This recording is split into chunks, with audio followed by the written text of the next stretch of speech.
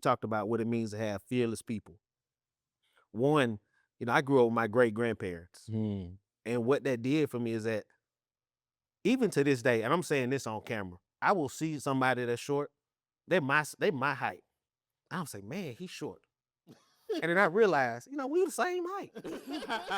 But to that point, I never known I was small in the room. Because they poured into me and gave me the confidence, right? Talk about seeing gifts. Yeah. That's all my great grandparents did. Yeah. I think they would listen to me for hours, or so they heard my stories. They knew what all was in you. And so before I even knew what a change agent was, what an agent of hope was, before I even knew any of these terms, I felt like I could impact the world. And that in and of itself was everything. Hey,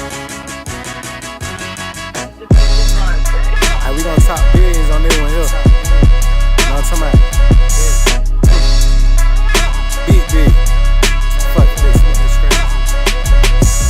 I heard investment make the Forbes list. Amazon, the Rock Nation made investments themselves. Go buy the building, don't be worried about the door split. Even if the mission get hard, you can't avoid it.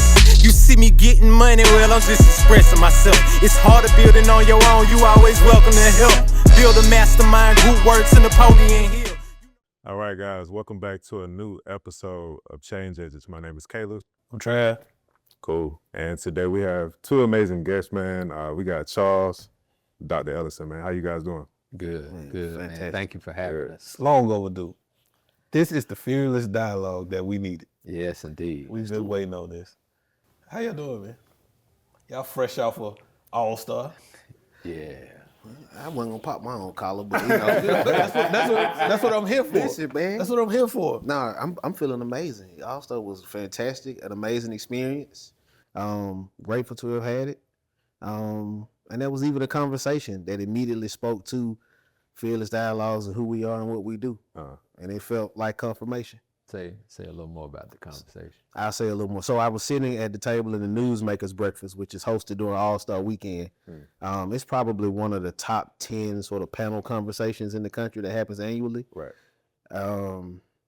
But the conversation opens up with columnists from Wall Street Journal, New York Times, Rashida Jones and MSNBC. And literally they're going down asking folks, where are we in this country? What does it feel like? And the first columnist says, it feels sucky. And what we have is sort of a country that's morally bankrupt because people don't know how to have hard conversations with people they disagree with. Right. And that's literally the work of fearless dialogues. Yeah. And from there, it just went into, almost every aspect of the work that we're doing in terms of offering folks strategies of how to have conversations with people they disagree with. One of my favorite quotes, and I don't pick no political sides and all that, but one of my favorite quotes is from Bill Clinton. He said, we're less bigoted, less racist, and it was something else, maybe like less judgmental than we've ever been.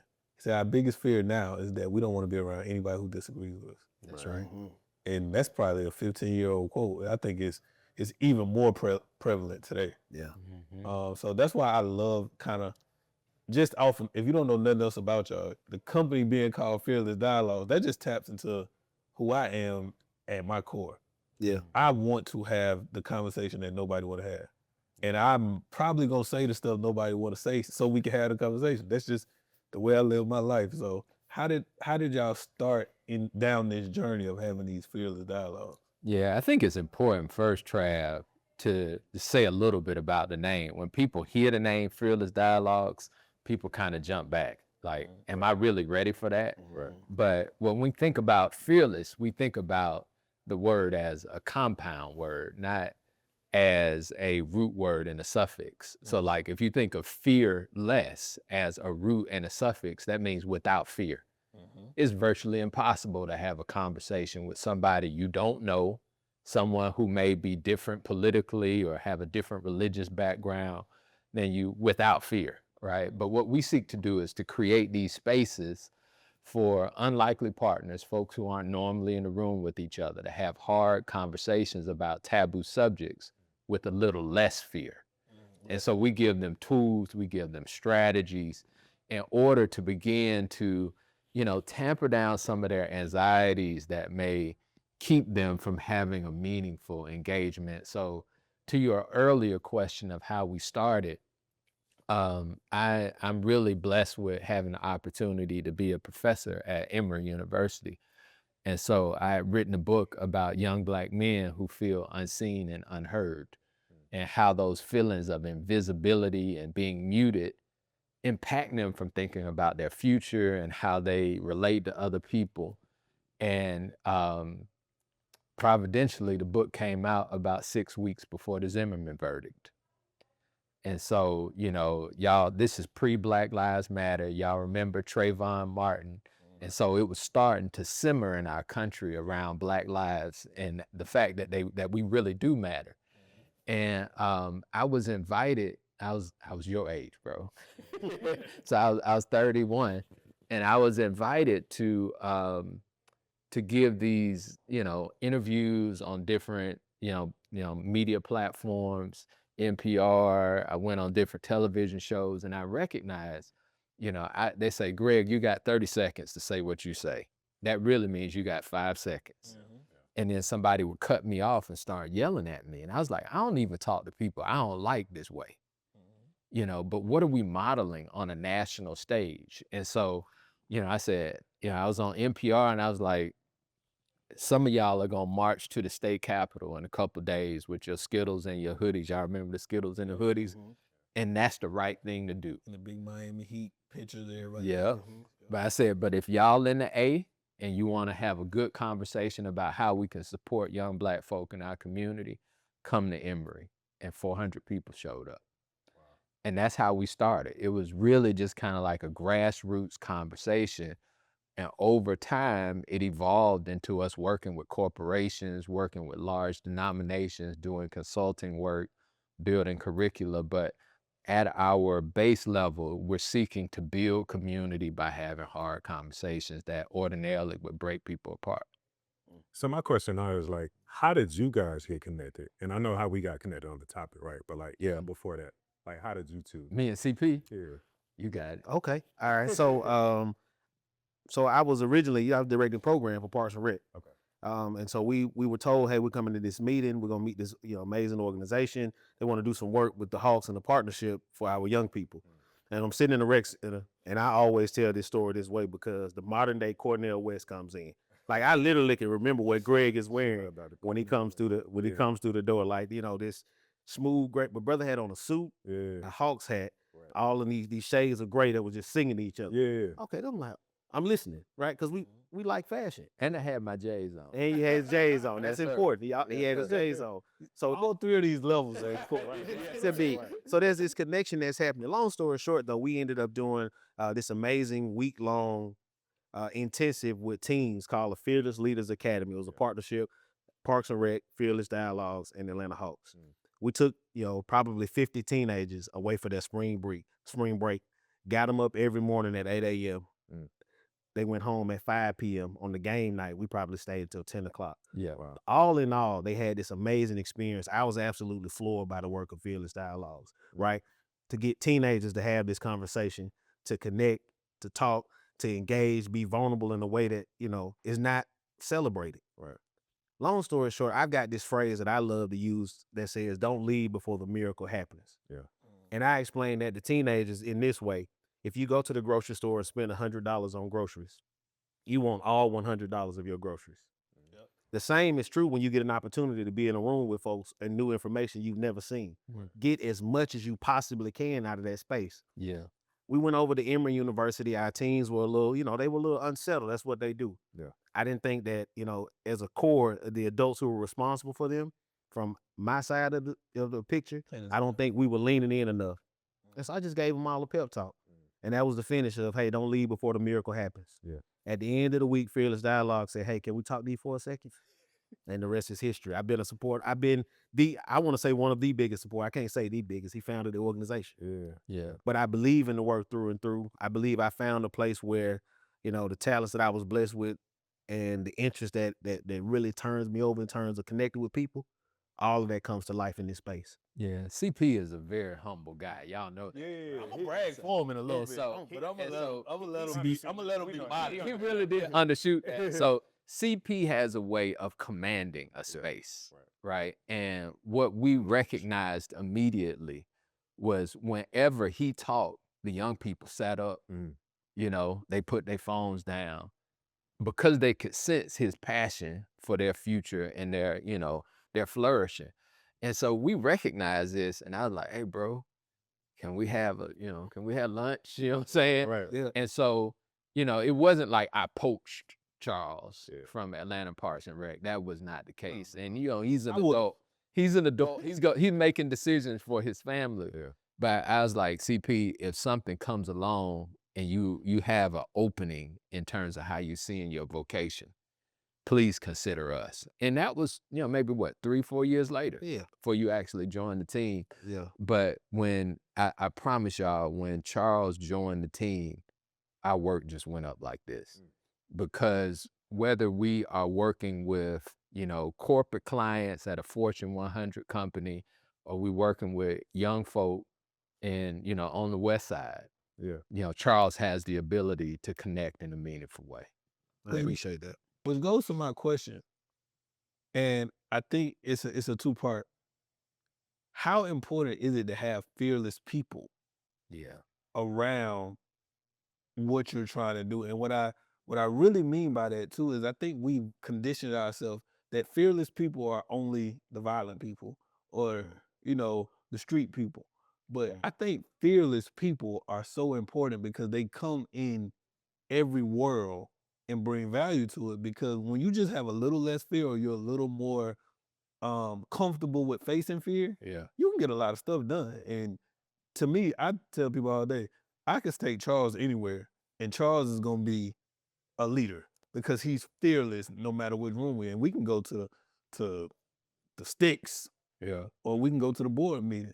So how important is it to have this type of fearless person around to kind of get the movements that we want going? Can I start this one? Yeah, go ahead. And so, you know, last week when we were in San Francisco, our wives came with us. And Smart man. This is tripped out, right? Because my wife's an introvert, you know. Would you say Deandre's an introvert too? Yeah, absolutely. Me and Charles could talk to anybody. You know what I'm saying? Anybody, everybody.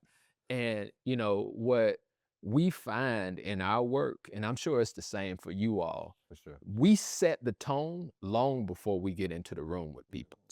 The first interaction when people are inquiring about, you know, bringing on us as a team, we extend what we call radical hospitality, right? And we make people feel at home, we laughing, we're talking. And, you know, of course the business is gonna get done, but in order to really do any meaningful work, you know, our 3 pillars are see, hear, and change. If you can't see the gifts in somebody and hear the value in the story that they bring, any change that you create is not going to be sustainable. So we try and knock down those barriers. And so it was so funny. We're doing some work in London, right? You remember we were in London and we walked in and we greeted the security staff at this corporate office. And, you know, it's like, what's up? I'm Greg, this Charles. And by the time we left, they were like, when y'all coming back? Wow. Because they're used to thousands of people passing by them and nobody looking them in the eye. Nobody valuing their personhood. And so for us, being fearless is acknowledging the humanity in every human being, regardless of where they are on the spectrum. And so most people get scared out of their mind to make that first step of trying to engage with people. But, you know, me and Charles, we just go in. Including my Guatemalan Uber driver who speaks very little English. We had a whole conversation about Guatemalan cuisine. So my question now is, how or when did you know that this situation made sense? You know what I mean? I'm pretty sure this isn't your first situation where you had a potential partner, right? Yeah. So why did CP make so much more sense? That's a good question. So are you talking about the work makes sense or CP makes sense to join in the team? CP within the work, you know what I mean?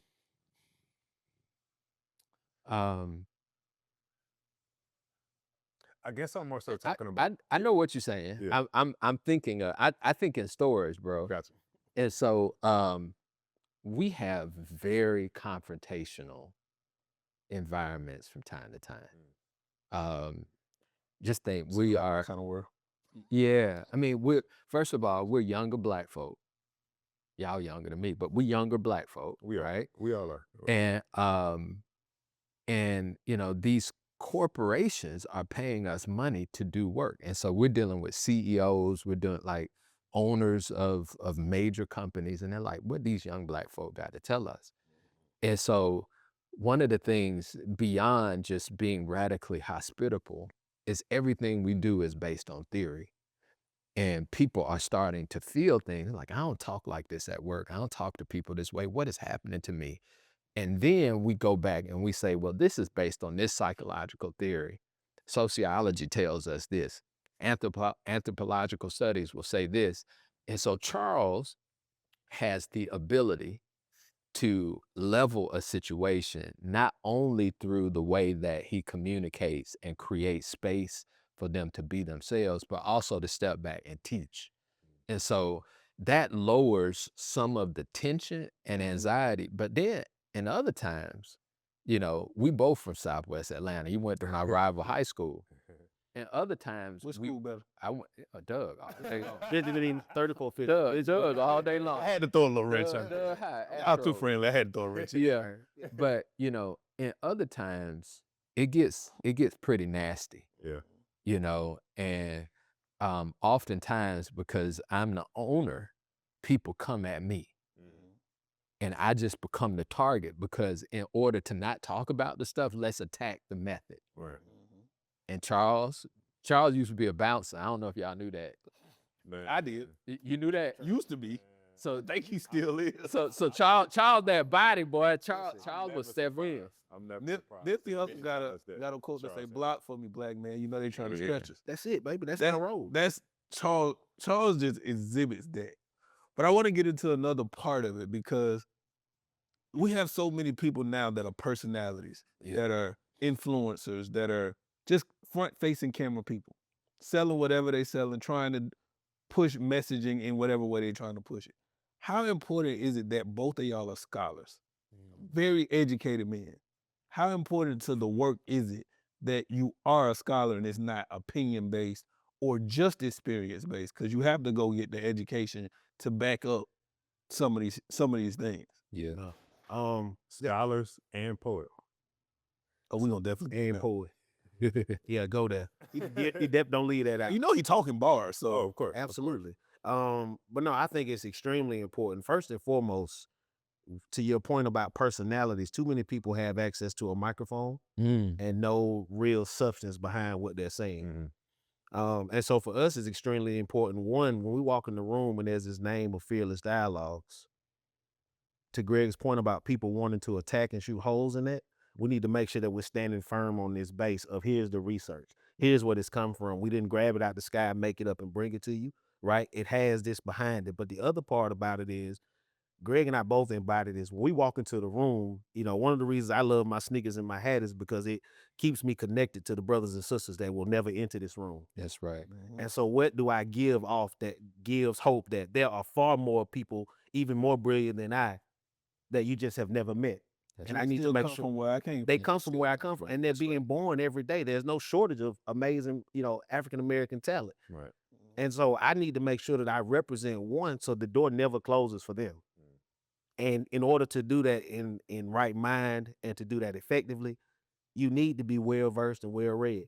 The other part about it, though, in terms of, you know, I want to connect two dots here. You talked about what it means to have fearless people. One, you know, I grew up with my great-grandparents. And what that did for me is that even to this day, and I'm saying this on camera, I will see somebody that's short.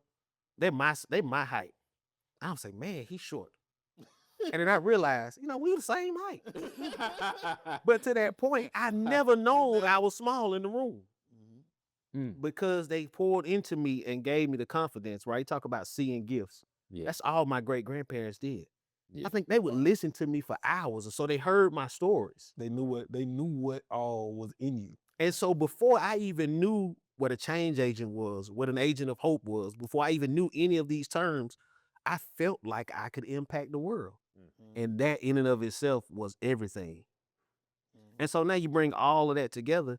You know, you talk about this intellectual piece. If you ask Greg to speak for 3 minutes, he would be somewhere backstage reading to ensure that what he gave you was full, well thought out, well prepared.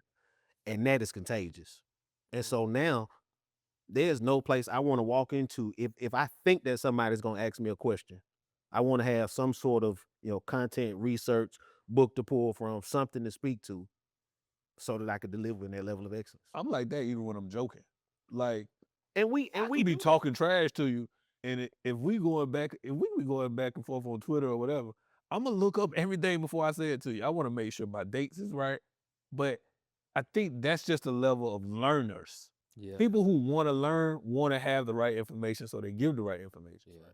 But I don't consider myself a scholar. I disagree, bro. I mean, the first day we met, right? I ain't even know y'all, right? We were sitting on the farm at the Alex Haley farm. One of the best experiences of my life. It's amazing, bro. Of my life. And we talked for 2 hours and at least 45 minutes about what we were reading. Yeah. I mean, 4 brothers in a circle, 9 o'clock on a Thursday night, talking about, man, what you reading? What's stimulating you? What's grounding? But today too, y'all still that 30 minutes today talk about what you literally, you know what I mean? It's crazy. But I think, we get into, and I don't want to dominate the conversation, but we get into labels of what you are. Like, I don't have a college degree. I think that's why I'm obsessive about learning even more, because I guess it's an insecurity where it's like, I don't ever want to not have the information. I don't ever want somebody to think they could think I don't have the information, but I don't never want anybody to be right about me not having the information because I didn't have the traditional education. So you didn't have a traditional education, but you had a network of support around you, right? Which provides a different level of education. So I'm CP knows this. I don't think y'all do. I wear hats I have dozens of hats. Like, people think I'm naked if I don't have a hat, right? And the reason why I wear a hat, and this connects to what you're saying, is my granddaddy wore hats every day. He was a sharecropper from Mississippi, right? Born on a plantation. And I call it a plantation because he couldn't leave until he was 13. He couldn't leave that piece of land until he was 13. And my granddaddy had a 4th grade education.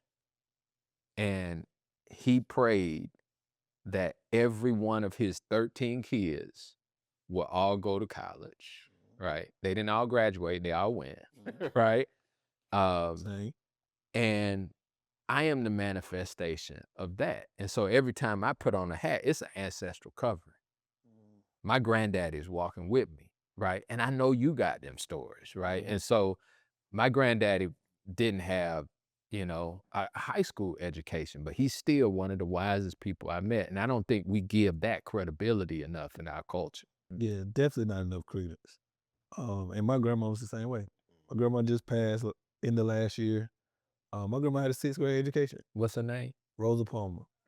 I'm actually doing something to honor her in probably about 2 weeks. But my grandma is probably the smartest person in my family. There we go. Including me, my mom, my brother. Like, my brother got master's degrees. The way my grandma was able to maneuver and gain in life and teach everybody in life and teach people who are traditionally supposed to be smarter than her how to live, how to work, how to raise kids, how to be healthy, all of these different things, where it's like, I've never seen nobody use their gifts so much. I miss my grandma to death, right? But I've never seen nobody use their life and their gift to teach so many people. But if you look at her paperwork, she never even went to 7th grade. Can we just pause 1 minute? Can you call your grandmama's name again? Rosa Palmer. Rosa Palmer. Your great grandparent? Edward and Maddie Hodges. Your folk? Dora. Dora Seals, yeah. Dora Seals and Willie Dub and Mary Jane Simpson. We give thanks. Amen. Amen. But to your point, that's why the work of Fearless Dialogues is so important. That's what makes it, I would say, transformative for folks. When you challenge people to begin to see gifts when they look at people, not the role, right? Not the title, not the credential they bring, but you challenge people to see the gifts. Ultimately, you're teaching grandma's wisdom. What does it mean to look at every single being in the image of your creator? And see them as valuable, right? So that you value what they say, you value their time, you value how they show up in front of you, you value whether they're okay or not for real, and not just on this sort of surface, hey, you good, and keep moving. But that's exactly what our work is about, is how do we connect on that level? We can move beyond conflict. We can move beyond all the things we don't like about one another. But if we ground ourselves first in that Caleb is a human, his dignity is non-negotiable, we can work from there. Bars. And we talked about the book. The first 3 chapters of the book are about my grandparents. So when we talk about radical hospitality, my grandmama taught me how to welcome people into a space. So my grandma cooked for at least 50 people every day, and they lived right next to a railroad track. And so they called them hobos in the time. People would jump on the train. My grandma would cook for folk. This is a funny story. I told you this, CP. My grandma would cook for folk, but this was before paper plates. And my people from Mississippi, my grandma was like, we're going to feed you, but we don't want your germs. Right. So my grandma would get these plates from yard sales. And then after they ate, she was like, baby, go in the backyard and break that plate. Ain't none of my kinfolk eating off this plate. And so she would feed everybody. Then she'd break the plate, and she'd go buy some more 10-cent plates. But I mean, she welcomed folk in. If nothing else, That's radical hospitality. It's radical, ain't it? Radical hospitality. Yes, sir. So I want to we talked a little bit about the farm. I want to get into why we went to the Alice Haley Farm. Y'all have a partnership called HBCU Fellowship with the NBA. How did that start? So it actually started here in Atlanta. We developed a partnership with the Hawks that CP talked about, and that got us into the NBA orbit. And so when George Floyd summer happened, rest his soul, the NBA called us and invited us to do a town hall on how these leaders in the NBA could talk to their constituents, their employees and their fans. Unbeknownst to us, team presidents, owners showed up on that call. And so we ended up working with 13 NBA teams on having hard conversations around Black Lives Matter.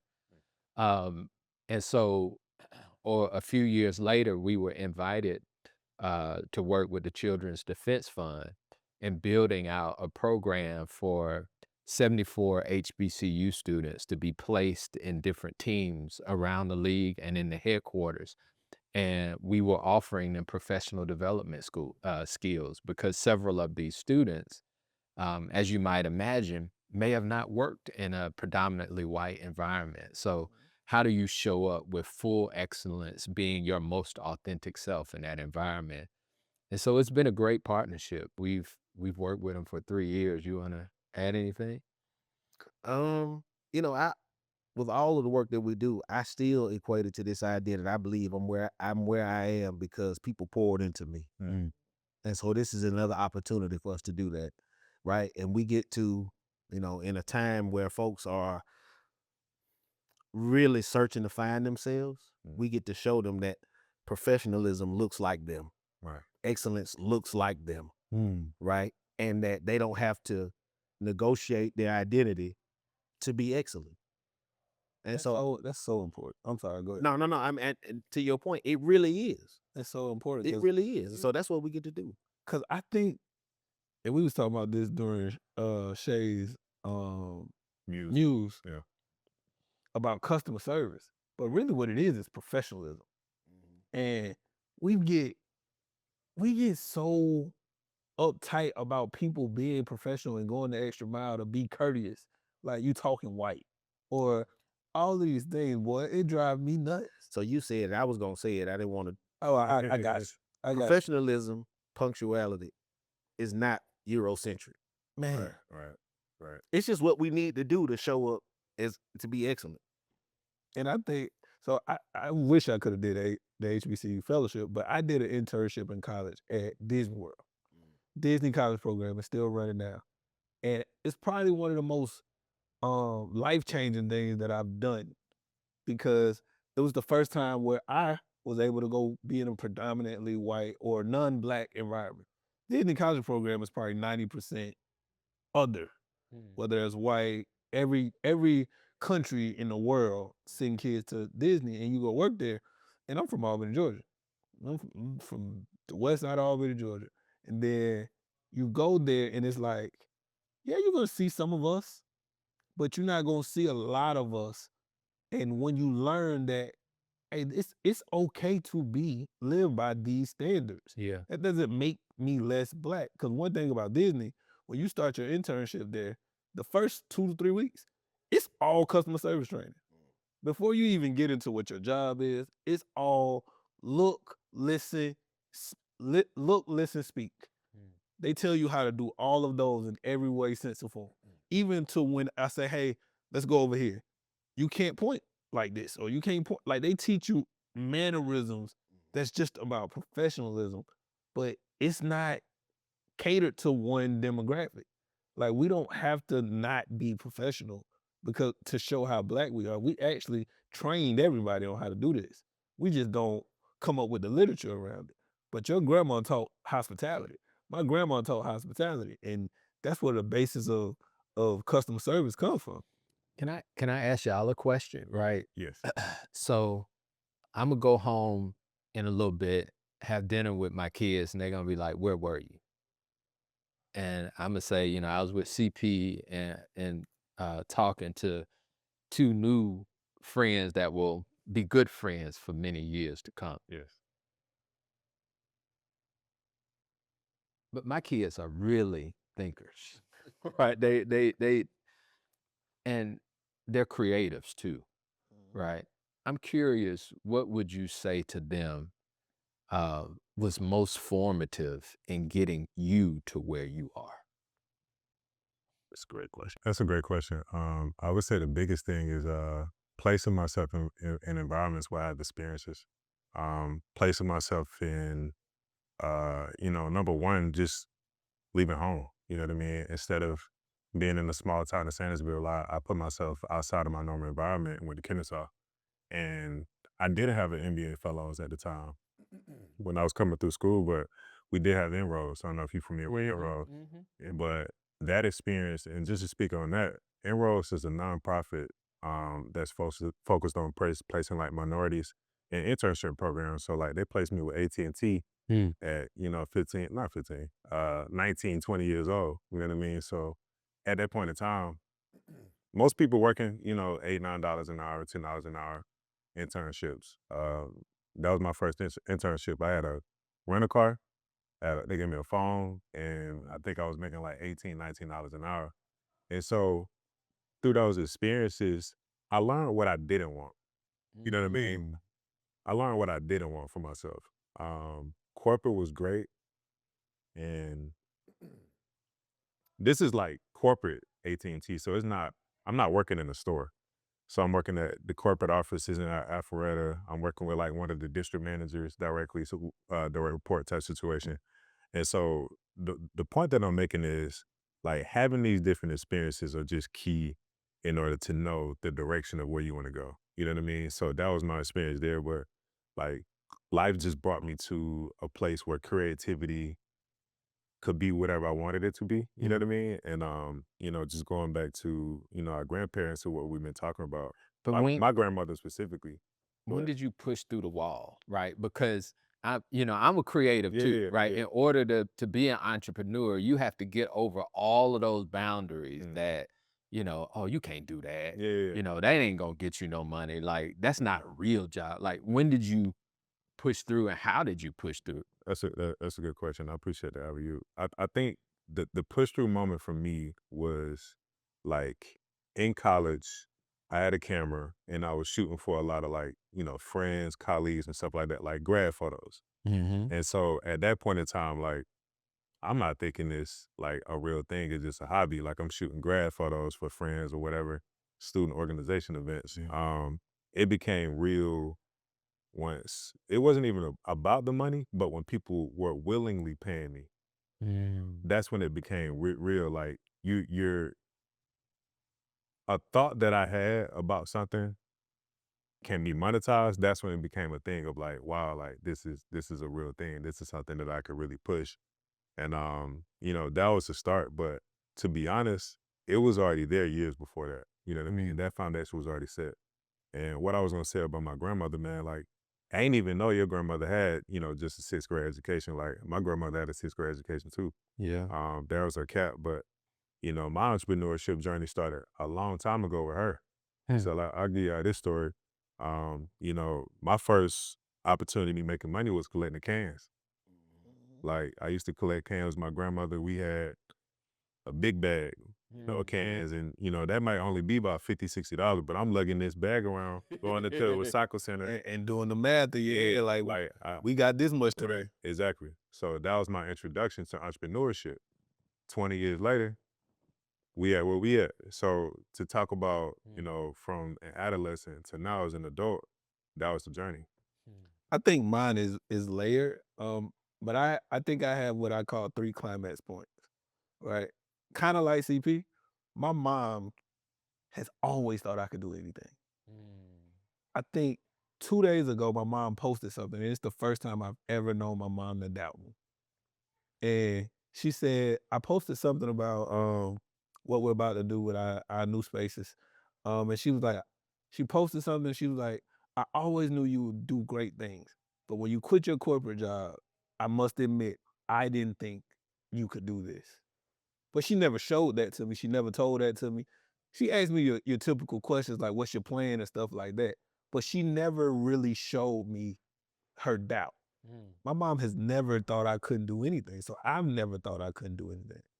And then my grandma, which is full circle, my grandma was 6th grade education. My grandma's investor is the father to my investor. So my grandma had a furniture store my entire, probably since I was like 7 years old. Yeah. She had an antique furniture store in Albany. And this is the first person I ever seen with a store. Like, she had a storefront in Shelman, Georgia, about as big as these 2 rooms. But my grandma did everybody's furniture everywhere. And her investor was a man who, Mr. Brooks, who everybody in Albany know, he had his own furniture store. He still invested in my grandma's antique furniture store, right? So I never had this whole, this can't be done thing.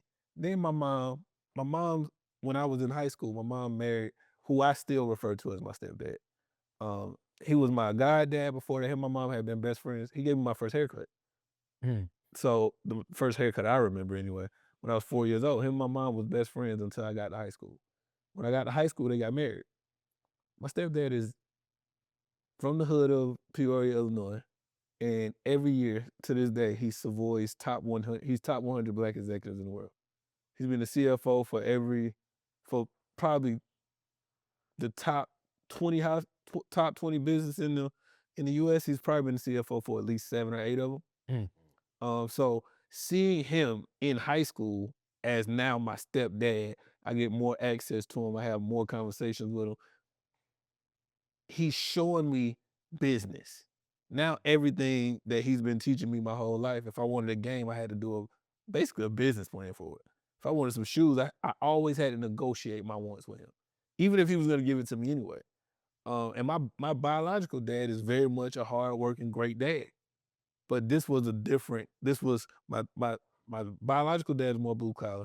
My stepdad is more corporate, right? So when they got married, he started showing me different things now. It's like now I'm training you to carry the family or to carry the family business. And he was an entrepreneur on the side. He had a company called Little Africa where he did black artifacts and he sold them. So he would invest in black artists in Africa and different countries, and he would sell their hand sculpted pieces, their paintings, and all of this. when .com first came. So what's this, like 99, 98? So then he eventually became the CFO of Nielsen. You know what Nielsen is? Yeah, I know what Nielsen is. Sure you do. So he became the CFO of Nielsen the same year that Carmelo Anthony got traded to the Knicks. And Nielsen is based out of Connecticut, but they do a lot of stuff in New York. So he had a skybox at Madison Square Garden. And he gave me access to the skybox. I'm not gonna pay for you to get here, but you have access to this, and you have access to build relationships here. Wow. So I used to invite anybody. Like if I knew you or came across you at that point and I knew you was in New York, I would say, hey, I'm a fan. I really love to meet you. You like the Lakers. The Lakers are playing at Madison Square Garden tonight. You want to come to the suite? You want to bring your family? And that's how I would build relationships. And I was already an entrepreneur because I had a medical business that I was brought into, and a guy trained me on how to repair surgery instruments. So I was making $22,000 a month as a 24-year-old. That's crazy. As an entrepreneur. It's unbelievable, dude. So when I started building those relationships in the entertainment business, I'm still working in corporate in the medical business, but when it was time for us to start our studio and start management companies and production companies, I just didn't have fear from all of those things all my life working. And my stepdad and my mom are both very numbers heavy people. My mom has been sending me invoices since I was 10 years old. That's a good idea. Invoice for what? So if we you know how you'll give your kids money for their report card? If I didn't hit the agreed upon grades, I owe her money. Now that might be $2, but I owe her money. If I said, hey mom, can you give me $20 until I get my allowance? She sent me an invoice and it would have a account summary. She charged interest. She didn't charge me interest. I'm glad she didn't charge me interest. But even now, like if I call my mom right now and say, hey mom, I'm finna go buy something crazy and I'm waiting on something to come in, give me $100. The minute she sends $100, she's gonna send me a confirmation that she sent $100, and I'm gonna get a receipt and an account summary that says this $100 is due this day. Wow. Or if $50 is due this week and $50 is due, it's documented. So when I started my first company and my first business in the medical field, my mom gave me an Amex and said, you got a $60,000 limit. Go do something with yourself. So I know this is y'all podcast, but I got a question, bro. I don't talk to me. No, talk to me.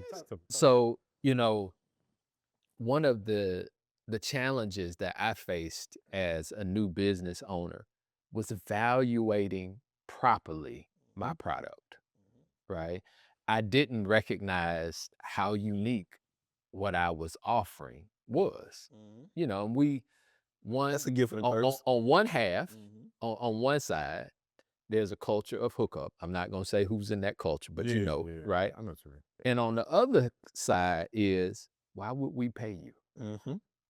Right? And so I'm curious, right? Because you all, I mean, look where we're sitting, right? I'm curious, how did you all zero in on this is our value and we're gonna claim that's our value and we're not gonna budge? That's mostly him, to be honest. Nobody does what we do with love. You know what I mean? That's the core of it. Nobody does. I got your dad, bro. Nobody does production with love anymore. And so when you come into a space like this, you feel it. You know what I mean? The way we talk to people, the way we deal with people, all of that's still important. You know what I mean? We've even been a part of certain situations where people just genuinely didn't care. You know, it shows. You look at the turnover, people can't wait to leave. You know what I mean? And that's not the culture that it's Sunday afternoon. You know what I mean? Most people should be home, getting ready for their work week. We got people here, you know, honestly for free. Like obviously me and Trav, we ain't being paid. Y'all aren't even being paid here. So it's like, it's a genuine interest to be here because we love being here. We love the energy that we exude. Yeah. So that's the difference. That's what honestly, like a lot of this has been missing. And then to make it work, initially, what you have is cultural as much as it is business. Yeah, it is. But it's hard to quantify culture. Yes, it is, bro. But I just told you my stepdad is a CFO. So no matter what, even if the numbers is wrong, you got to present some numbers to him for him to have a conversation with him. So in the beginning, when we started the studio, I used a lot of Caleb's numbers as for his hard numbers. So Caleb was a director before I knew what a camera stick was, what a C-stand was. I didn't know production. I knew I wanted a production studio and the other cultural things that we wanted to bring to production. But a lot of that was, hey, Caleb, how much do we get for this video? How much does a day rate cost here? How much does location cost you when you get an independent video versus a big budget video, a major label video? So a lot of those things was us pulling numbers to justify getting a little money. So we used a lot of those numbers to quantify, but I know we was underselling. Yeah. We just couldn't quantify cultural impact. You can't quantify recreational impact. You can't even quantify mental health, right? And I think a lot of times, even still to this day, when we go into pitch meetings and stuff like that, the stuff we've done in the last 4 years, not to toot our own horn, the stuff we've done in the last 4 years with the resources we had are incredible. Yeah. Yeah. And you still have to try to explain to people who've watched it why you are this valuable, or why you should get this money, or why you should get this attention. So I think you can use some numbers, but ultimately you have to have people who understand. And if people who understand are not in certain positions, then nothing happens for real. Because this ain't just dollars and cents. It's no way I can create a P&L for what Greg and Charles showing up to a youth development center or youth development meeting in Albany, Georgia would mean to that culture. I just can't get a CFO or a branding agent to understand that if they're not in this culture. So I think what we really was able to express to people is we're gonna outwork you. And once you convince people that you're gonna outwork no matter what the budget is, no matter how big or small it is, I'm gonna give you the same level of dedication for your $2,000 investment versus your $20,000 investment. You go show and prove. Now when I come to you and say I need $20,000, one, you're probably gonna see the difference. And two, if you don't see the difference, somebody else saw what I did for you, so I don't need your exact 20,000. So I think that's really the underlying story of what we've just done this far. Because even with me looking at Caleb didn't go to film school. But I don't know a director that's not 50 years old who can touch him. So if we got to figure out how to go get the money, we gonna go get the money. But I ain't never worried about what the deliverable is gonna look like, because I know when we sit down, either one of us individually or collectively, when we sit down and put some stuff together, you can't pay for this. So, right. And this is the last thing I'm gonna say on that. Like, I know there was a conversation around, like, how did you guys meet? The way we met, honestly, and not even how we met, the way we formed this, right? It's from a need. Yeah, man. It was created from a need. He was managing an artist. I was shooting the videos for said artist, right? And through conversation and just being on set, spending money from the budget, shout out Mass Appeal at the time. But shout out to them. They just should sign rappers, but they good for everything else. Yeah, he was managing an artist signed to Nas. And so at this point in time, we was literally in the studio that we rented out, paid X amount of dollars, had these cameras and stuff that we had rented for the shoot, stuff like that. It's like, why don't we just buy this stuff? And that's where it started. It really came from a need, and we just put ourselves into the business. You know what I mean? Put our love into the business. And just with my experience just in film, I knew exactly what I felt like this needed, based on what things were lacking. So that's where it started. It's a strange connection, but it automatically triggered when y'all were sharing your story back to books, right? Cornel West and Bell Hooks has this book, I think it's called The Dilemma of the Black Intellectual. It's real small book. And I read it when I was in my doctoral program, but essentially it says that this space was not created for us, right? And they were talking specifically about Black folk in like professorial academic spaces, not created for us. So if you do this, make sure that you are called to it. Like there's something that's driving you, that you determine your own level of success. And as I hear y'all talking, I know how CP and I roll, right? There's a different kind of passion here. Like when you say they're paying for love and they don't even recognize it. That's what people are paying for when they bring us in. They're like, y'all treat us different. This don't feel just like a workshop. We feel like we've been liberated by the time you leave. Can I share a brief story? Yeah. So even from All Star, we got an opportunity to connect with fellows who we worked with over the course of the last 2 or 3 years. Wow. And they were sitting in this room with, one of the, if not the top, well, probably the second, highest ranking Black executive in all of the NBA. Yeah. And they're having this amazing conversation and dialogue. On camera. On camera. And we walk in the room and they completely break character. They do this. And even the executive acknowledges that we had walked in the room on camera. And when they got done shooting, the fellow said to us, it felt like a family reunion. Like they had All-Star. As 20, 21 something year old, 22-year-olds, they had All-Star. And what they said was when y'all came in the room, it felt like our uncles had walked in here. Right? And there was this different level of excitement. And to that point, that's what people need. That's what they're craving. That's what they want. And in most spaces, sometimes they even push back in corporate and say, well, this didn't feel like work because we offer so much love and so much, care and concern. But that's all people are looking for. But that story in and of itself embodies all of that. Yeah. So now I got to go to the one controversial part of the interview. Come on, it wouldn't be Trav if it didn't.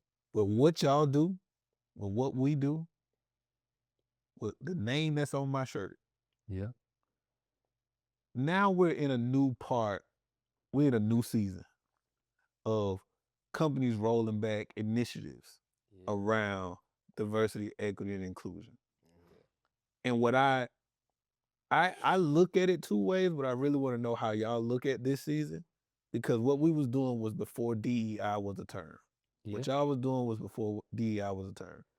And I'm sure we all fully believe in what that mission was collectively, but how do we navigate now for people who want to operate in that space? And, even for y'all initiative, which is attached to HBCUs, how do you operate now with love in the face of this season of adversity? You got it, CP. I'll follow. So the first thing I think is we talk about what we do at Fearless Dialogues. We don't call it facilitating, we call it animating, because we seek to bring conversations to life. And one of the most important things for an animator to do is to know who they are and what they're feeling before they walk into a room. And so one of those kind of things that floats around in my mind is Paulo Freire's Pedagogy of the Oppressed.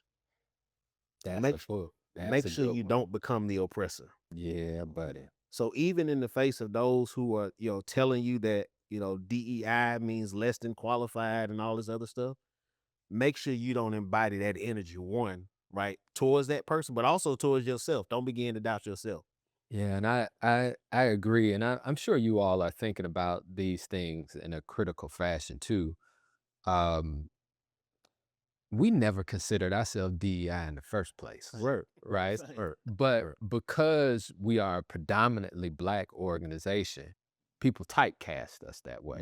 Right. But there's 2 large banks that you all are very familiar with that did a merger several years ago. I can't call the name. Yeah. But they brought us in to help them in their merger because the environment had gotten really hostile. That wasn't DEI work. You know what I'm saying? Right. That was merger acquisition work. But we just happened to be a Black company. Right? And so what we have been thinking about is how do we expand our imagination in terms of our delivery? Right? Where are avenues for us to do this work, but to not be reliant on corporate dollars, which can be fickle, and on grant funding that can dry up due to political stuff. And so now we're thinking about how do we leverage our ability to create curricula? How do we use technological platforms to disseminate the information so we don't have to be in the room with people to get the message across? And so we're really, I mean, this is what Black folk have done for all of time. We have recognized this is the situation. We read the context, we dream, we pray, we envision, and we move. Yeah. And I think that's where we are. Yeah. So, and I'll say this last thing. I think there's this concept that really excites me. The power or the impact of unintended consequences. And there's one of these stories that are told about Black folks and wealth and success during the Great Depression. Because traditionally, traditional banks rejected Black dollars, Black folks were actually insulated from the harm of the Great Depression in a way, right? And so there's always, and I always will bring everything back to our faith.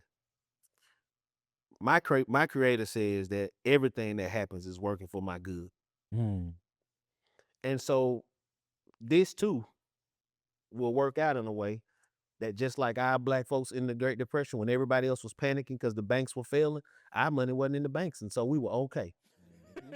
Hey, Right? that's true. And so there's still this idea of, to your point, we've always done this. Yeah. We've always, can you imagine? I don't want to get on my soapbox, but you think about, Emmett Till's mother, right? Think about what they saw. Yeah. We are reading headlines on Twitter and MSNBC and online, and we're getting bent out of shape. And their families were literally disappearing from their porches. I think we'll make it. Or out of their rooms, like coming in and taking them out of their rooms.